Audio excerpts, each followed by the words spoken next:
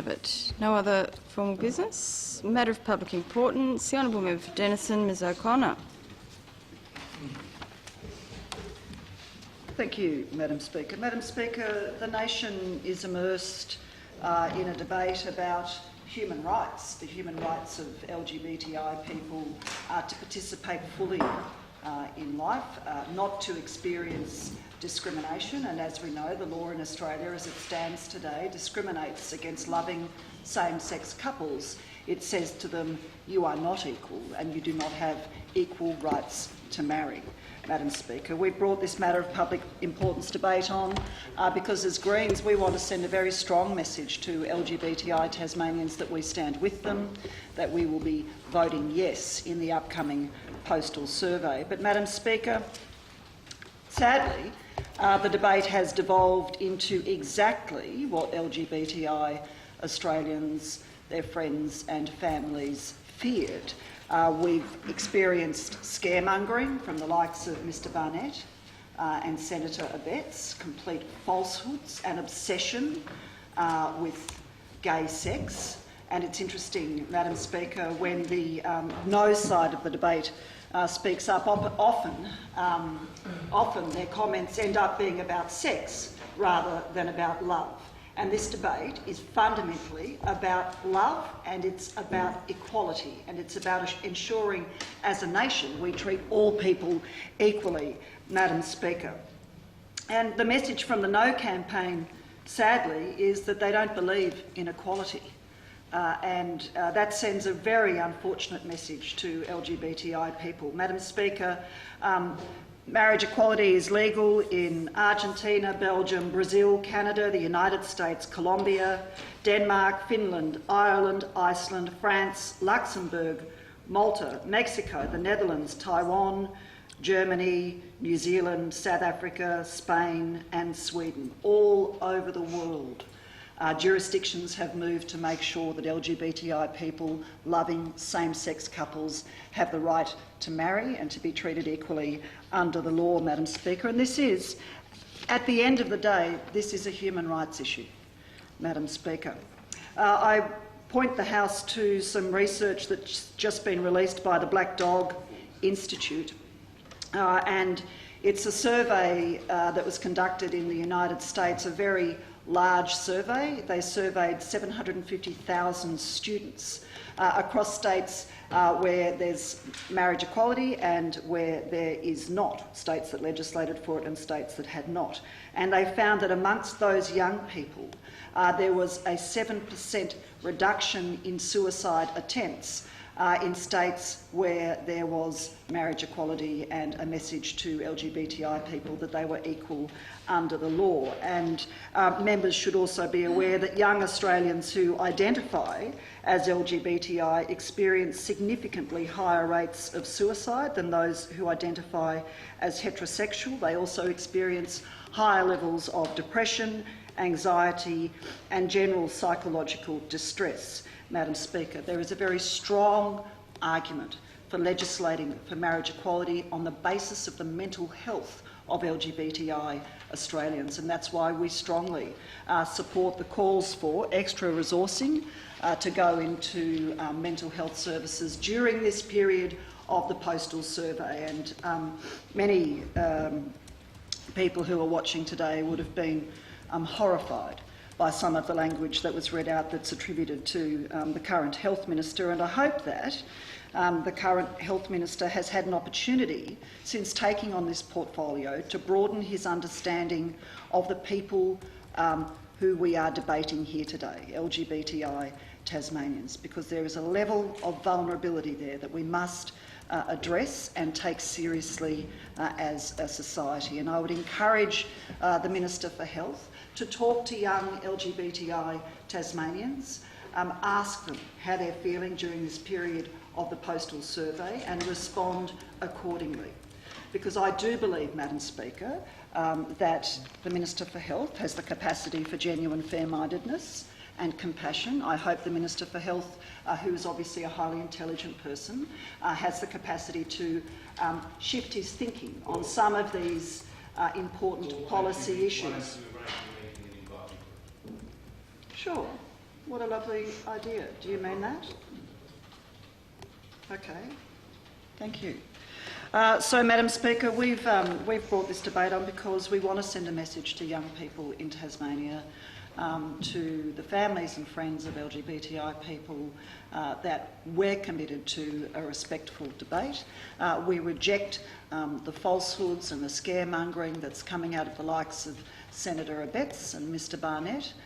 We think that that's reckless and irresponsible, that language. It's one thing to say you don't support same-sex marriage, and it's another, again, to scare the community by talking about a radical gay sex agenda. That's not what this is about, Madam Speaker. At the end of the day, it's about love.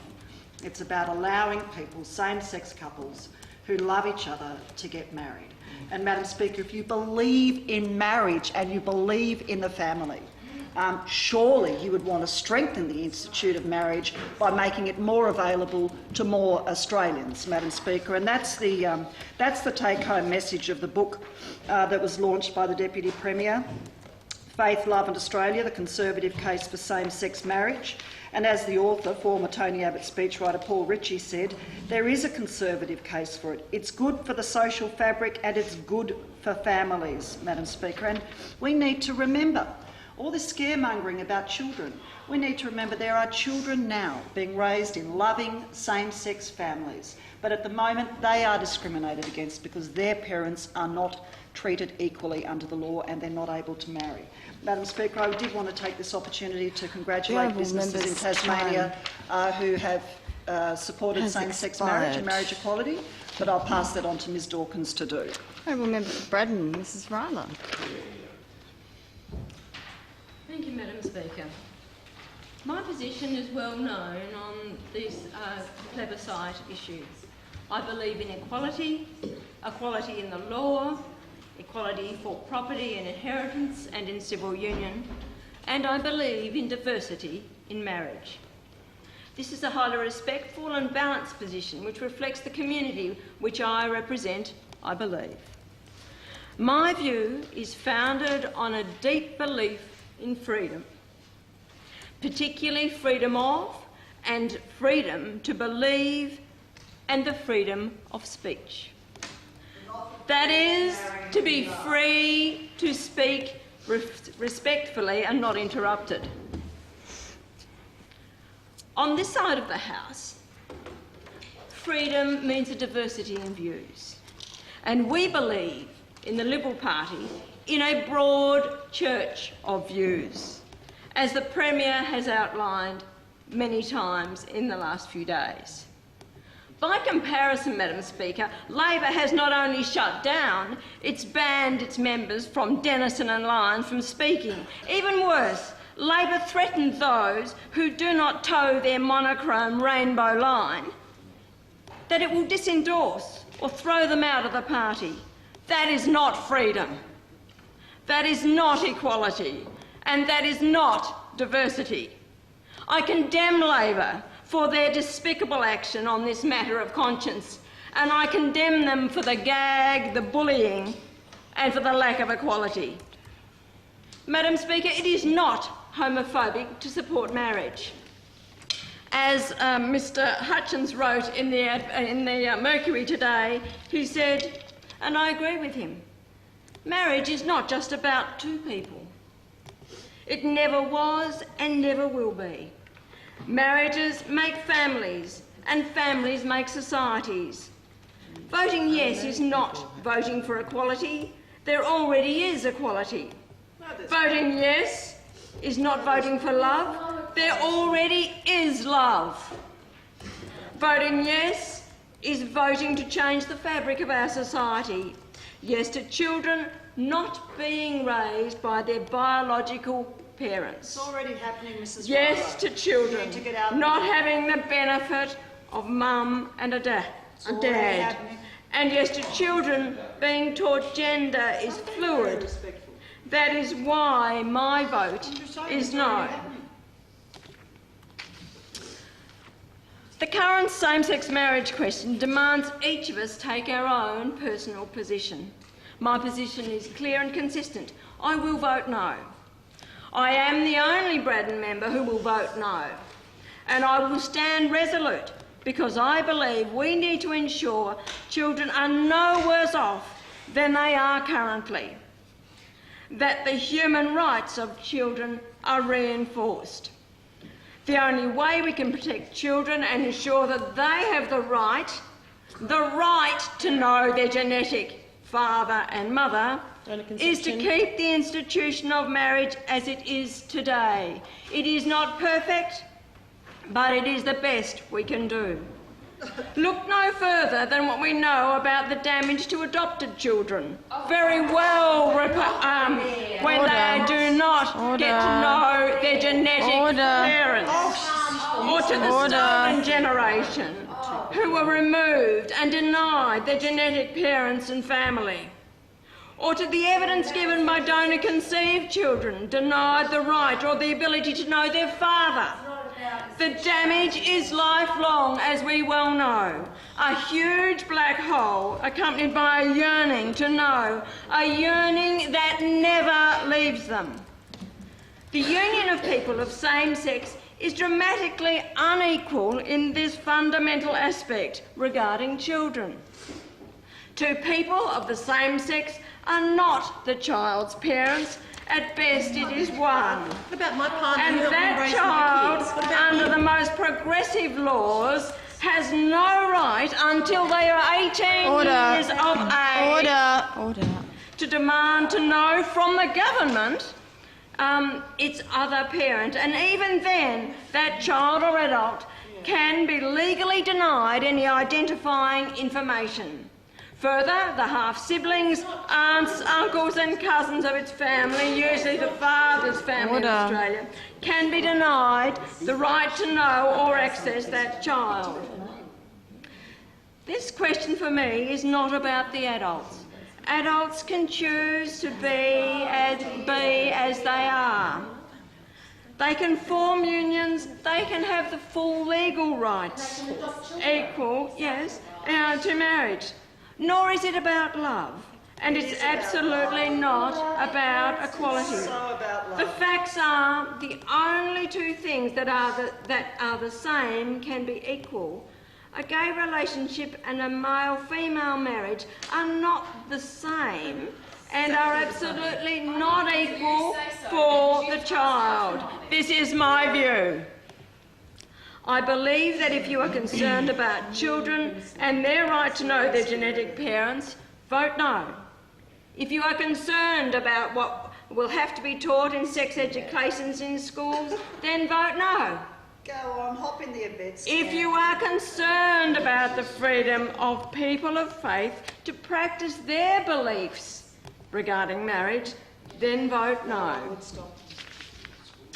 The removal of the sign on the Royal Showgrounds last night, which included just 5 words, "It's okay to say no," is another indication of the division and the fearful bullying, etc., that is going on in this debate, and it is sad. BuzzFeed says the No campaign's getting... It is not sailing on a raft of rainbows, as the other side of this debate tries to portray. It is in fact a barge of bullies, forcing those in our society who do not or will not be cowed by this debate to be silent. The Honourable Member's time has expired. The Honourable Leader of the Opposition. Thank you, Madam Speaker, and on behalf of the Parliament, I would like to apologise to any LGBTI people who are listening to that contribution and say they are not views that are shared by me, and I'm sure many members of this Order. House. Can I just pull the member up? You can't say something on behalf of the Parliament. You can certainly represent members that you have authority Madam Speaker, to do then so. I Just better pull you up on that. apologise to any LGBTI people who might be listening and are hurt by the comments that they have heard. We are being told that we have to have a respectful debate. Those comments that were just shared hurt me, and I'm not LGBTI, because I think about those children in those families who have had their family unit denigrated by the comments of the Honourable Member. You say that those relationships are not the same, and that is because you've passed judgment on them. It is not because of anything else. It is your prejudice that has passed judgment on them and told them they are not the same. They are not equal. And that is why we are campaigning so strongly for a yes vote, Madam Speaker, because these families should be recognised, and the loving couples who are in relationships should be able to celebrate their unity and marry and be recognised by Australian law. This is not about the children, and that is where the debate of the No campaign has gone so wrong. It is about two loving people in a relationship being able to recognise that relationship through marriage. And I support that wholeheartedly, Madam Speaker. There are so many issues that the honourable member who just resumed her speech raised which are not about sexuality at all. She talked about the children. Madam Speaker, there are so many children in the Tasmanian and Australian community who are in loving families who are families of same-sex couples. And they are very loved, and they will not suffer because of the fact they have same-sex parents, unlike the comments made by the honourable member for Bass, Minister Ferguson, when he was the director of the Tasmanian Family Institute. It's not true to say that those children will experience decreased potential, decreased welfare, decreased freedom, decreased joy and decreased rights. That is not true. It is not true when Minister Barnett gets up and he speaks to a crowd of people and tells them that if the law of the land is changed to legalise same-sex marriage, schools will be obliged to teach gay and lesbian sexual activity in the classroom. That is not true, Madam Speaker. The Deputy Premier spoke again this morning on the radio and he said that is not true. The Premier, when asked in question time today to confirm whether or not it was true, unfortunately did not say that is not true. He went down another path. He didn't show leadership on this issue and stand up against that minister in his own cabinet and say what you are spruiking on behalf of the No campaign is not true. The Deputy Premier is all by himself out there advocating on behalf of schools and advocating on the behalf of what is true, because the Premier won't stand next to him. Madam Speaker, there are horrible things that are circulating in the community on behalf of the No campaign. Senator Abetz is one of the perpetrators of information which talks about compulsory radical gay sex education being in schools if the yes vote passed. Parental rights will be rejected, freedom of speech restricted, freedom of religion impacted. Those things aren't true, Madam Speaker. There's absolutely no evidence that the No campaign has been able to provide to say that those things are true. What we have is an opportunity in this country to vote yes, to provide equality for all people in this country to marry, irrespective of their sexuality, irrespective of their relationship status. It is about recognising that we are all equal before the law. It is about recognising that love is love. And if my friends who are in a same-sex relationship want to get married, they should be able to do that and not have their relationship diminished by somebody who's so prejudiced in their views that they pass judgment on them and say their relationship is not the same and shouldn't be treated the same or offered the same opportunities, and that their children are less. It's disgusting. It's not respectful. It's not respectful at all. And it's shameful, Madam Speaker, that the Premier of this state has not stood up and said that what's been promulgated in the community by the No campaign and the No campaigners on his front bench is not true.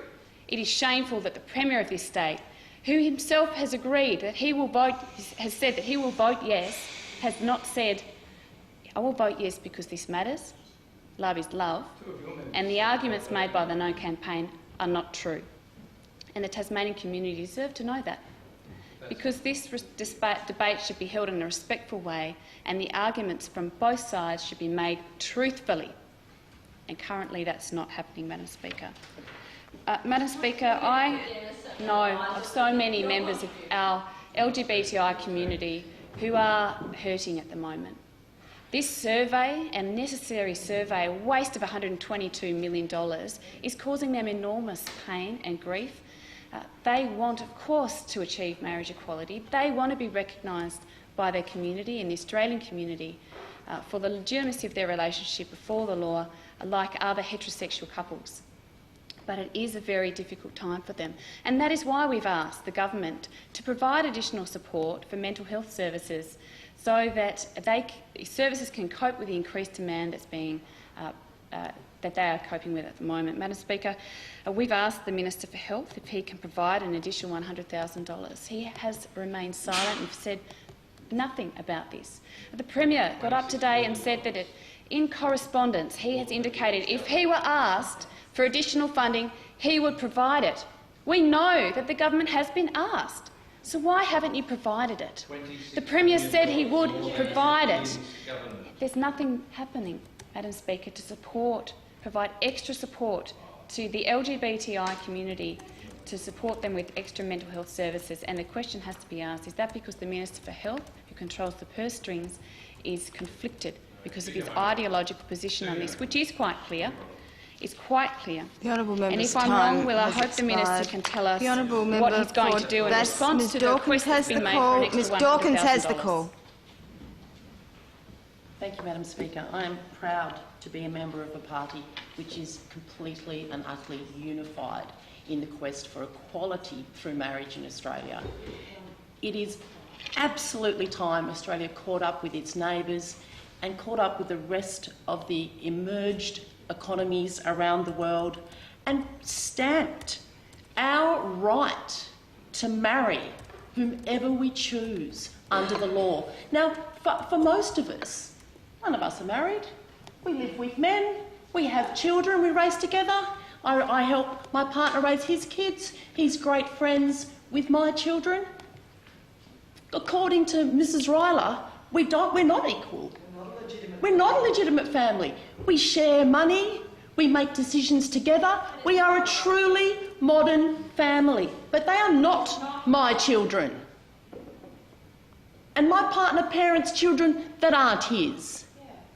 And how dare anybody make any comment? And you know what? Mostly people don't, because we're hetero, white, middle-aged, middle-class people, and generally people leave us alone. But in this instance, I am deeply offended by any suggestion that our families are not legitimate, because they absolutely are. We suffer all of the pains of every other family. I have an elder daughter at the moment who's going out with a young woman. That's what she chooses to be, and we think that's fun and fine for her. Good on her. Have a go. Live your life. Experience everything that you can within the bounds of what makes you happy and doesn't hurt yourself or anybody else.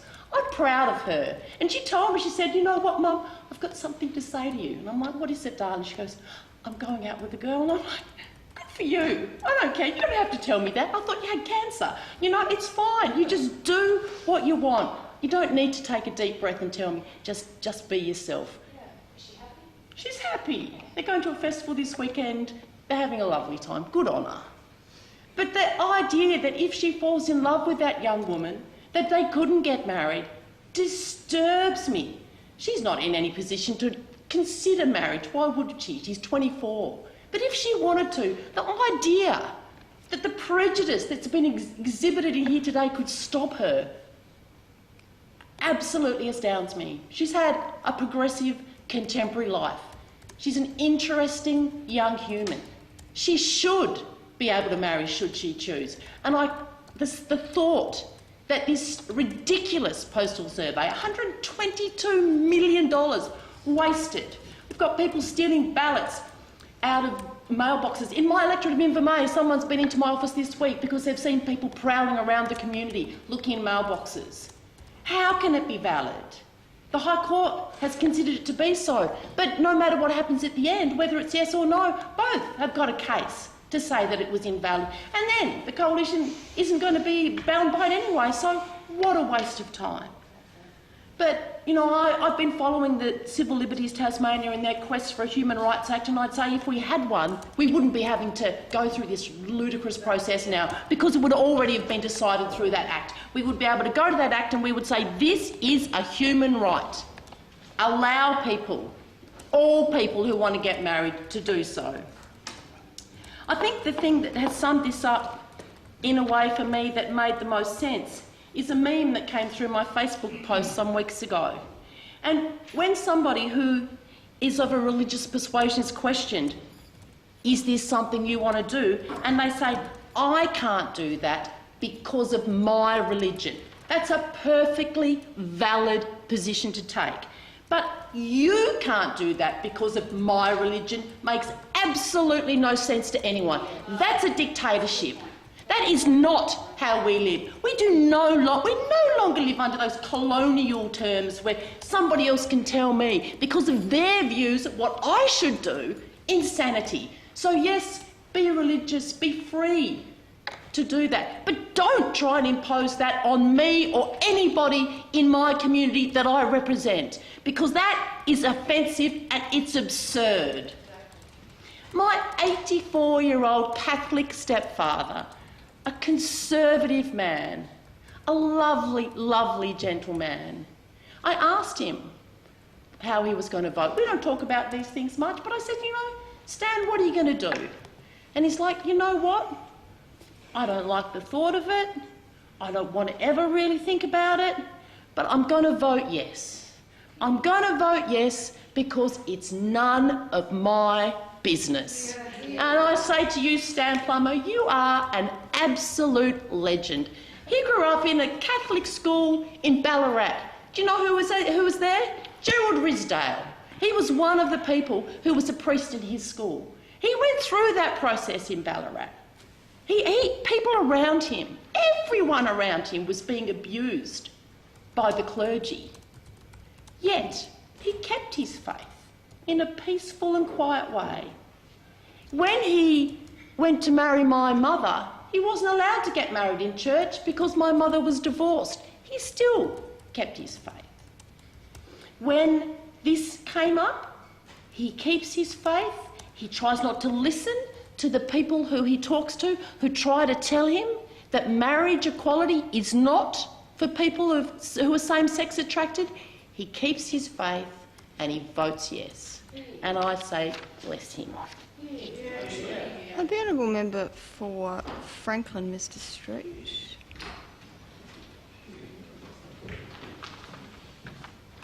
Madam Speaker, it's okay to vote yes in this plebiscite. It's okay to vote yes if you believe in freedom of speech. It's okay to vote yes if you believe in religious freedom. And it's okay to vote yes if you despise political correctness and the effect it's had on the way we speak to one another. Why is it okay to vote yes? Because none of these issues are what this plebiscite is about. None of them. The plebiscite is about equality. It's about living in a country where discrimination based on sexuality is outdated, and it's about acknowledging that same-sex relationships deserve not just the same basis in law, but also the same basis in recognition. Madam Speaker, I heard Pauline Hanson ask the question last week, why do they have to have marriage? Why can't these people compromise? And this question goes to the very heart of the matter that we're deciding on. Why should same-sex couples compromise, Madam Speaker? Why should their relationships be viewed or categorised differently? What is different about their relationship? The answer is that nothing is different about their intrinsic relationship, so that there should be no difference around the language we use to refer to their relationships. And, Madam Speaker, that is essentially what we're talking about here. We're talking about language.